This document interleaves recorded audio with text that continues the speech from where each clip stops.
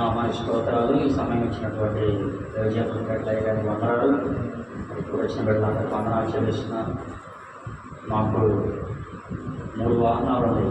2 కొత్త బళ్ళు, 1 పాత బండి. కొత్త బళ్ళు పాడైపోయి అని చెప్పి పాత బండి కూడా కొనుక్కున్నాం. మా వాడితో బాగున్న టైంలో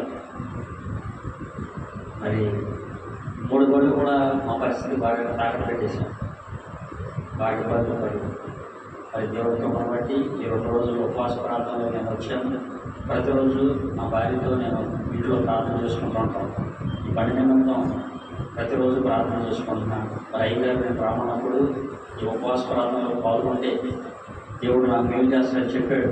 నేను వచ్చినప్పుడు అయ్యగారు ఏంటయ్యా మీ సమస్య, నాకు బండి తెచ్చుకోవాలి అయ్యగారు, మరి వాటర్ కూడా పెట్టుకోవాలని ప్రార్థించినప్పుడు మరి ఇక్కడ బిడ్డలందరూ ప్రార్థన చేశాడు. అయ్యగారు 1 గంట సేపు ప్రార్థన చేశాడు. మరి దేవుని కృపను బట్టి దేవుడు నేను 5 నెలలు 15 రోజుల నుంచి ఎక్కడికి వెళ్ళినా నాకు ఒంట్లో బాగాక ఎండలో నడుచుకుంటాను వెళ్ళాను, కానీ నాకు ఎవరు సహాయం చేసిన లేదు. మరి దేవుడి రీతిగా అద్భుత రీతిగా మరి నాకు సహాయం చేసి 40,000 ఖర్చు అయింది ఆ బండి తెచ్చుకుంటాను. మరి అనుకోని రీతిగా సగం పాస్టర్ గారు వచ్చి ఆ డబ్బులు ఇచ్చి సహాయం చేసి వెళ్ళాడు. మా అమ్మ అయితే 1 నెల రోజులు వాళ్ళు వస్తున్నారు. ఇప్పుడు సంవత్సరం టైం పెట్టామన్నమాట. అంత వ్యవధి ఇచ్చాడు, సంవత్సరంలో ఇవ్వమని చెప్పాడు. చాలా తక్కువ ఇంట్రెస్ట్ పెట్టిందనమాట. మామూలుగా ఎక్కువ ఇంట్రెస్ట్ ఇవ్వాల్సింది. దేవుడు ఎంత కార్యం చేశాడంటే అది ఉంటే ఇప్పుడు వాటర్ చూసుకుంటా మా ఉపయోగకరంగా ఉంటుంది. ఎందుకంటే ఆనందం ఇంటికి కూడా వేసుకెళ్ళాం బండి. ఇక్కడికి వచ్చి అయ్యారు ఇక్కడ క్లాసులు అందరూ ప్రార్థన చేయించాడు. దేవుడు కార్యం చేశాడు కాక సాక్ష్యం ఇవ్వాలని వచ్చాను. దేవుడు ఇచ్చిన సాక్ష్యం దీవించిన కాక.